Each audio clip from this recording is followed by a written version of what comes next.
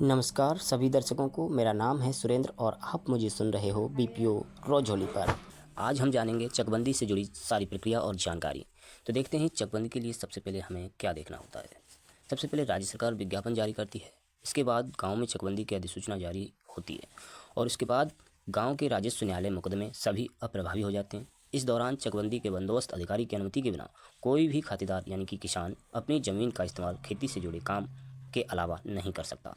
चकबंदी अधिसूचना जारी होने के बाद ग्राम सभा चकबंदी समिति का गठन भूमि प्रबंधन समिति के सदस्यों में से किया जाता है, जिसका अध्यक्ष ग्राम प्रधान होता है। यह समिति चकबंदी प्रक्रिया के प्रत्येक स्तर पर चकबंदी अधिकारियों को सहयोग और परामर्श देती है।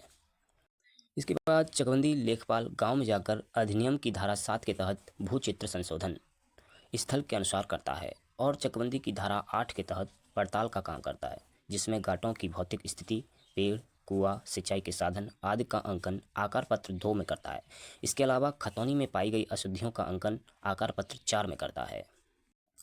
पड़ताल के बाद सहायक चकबंदी अधिकारी द्वारा चकबंदी समिति के परामर्श से जुड़ी भूमि का विनिमय अनुपात का निर्धारण घाटों की भौगोलिक स्थिति आदि के आधार पर किया जाता है। अधिनियम की धारा 8 क के तहत सिद्धांतों का विवरण पत्र तैयार किया जाता है, जिसमें कटौती का प्रतिशत और सार्वजनिक उपयोग की भूमि का आरक्षण और चकबंदी की प्रक्रिया के दौरान अपनाए जाने वाले सिद्धांतों का उल्लेख किया जाता है। प्रारंभिक स्तर पर की गई कार्यवाहियों से खातेदार को अवगत कराने के लिए अधिनियम की धारा 9 के तहत आकार पत्र 5 का वितरण किया जाता है, जिसमें खातेदार अपने खाते की स्थिति और गांठों के क्षेत्रफल की अशुद्धियां जान जाता है। आकार पत्र 5 में दिए गए विवरणों के आधार पर अगर किसान खातेदार को आपत्ति है तो किसान लिखित आपत्ति सहायक चकबंदी अधिकारी के सामने पेश करता है, जिसके बाद प्राप्त आपत्तियों के आधार पर सहायक चकबंदी अधिकारी द्वारा अभिलेखों को शुद्ध करते हुए आदेश पारित किए जाते हैं।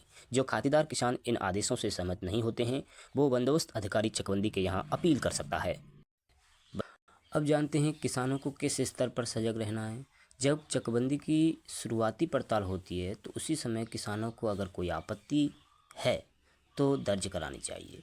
साथ ही चकबंदी टीम को सही जानकारी देनी चाहिए, जिसके बाद किसानों को पर्चा नंबर 5 दिया जाता है, जिसमें किसानों की पूरी कुंडली दर्ज होती है, जैसे खाते का विवरण, जमीन का रकबा, गाटा संख्या, जमीन की मालियत, विभाजन आदि दर्ज होता है। पर्चा नंबर 5 में किसानों को आपत्ति दाखिल करने के लिए समय दिया जाता है। अगर पर्चा 5 मिलने के बाद किसान समय से आपत्ति दर्ज करा दें तो किसानों के लिए और चकबंदी टीम दोनों के लिए सुविधाजनक होता है। अब जानते हैं कि कौन करता है पंचायत चकबंदी की प्लानिंग। देखिए, सबसे पहले हम जानेंगे सहायक चकबंदी अधिकारी यानी कि SCO। इसमें टीम में कानूनगो और लेखपाल का काम सबसे ज़्यादा महत्वपूर्ण होता है।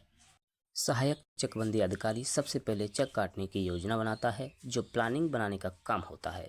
जो सहायक चकबंदी अधिकारी का काम होता है यही चक काटने की योजना बनाता है, और वह जितनी अच्छी योजना बना देता है उतने ही विवाद कम होते हैं।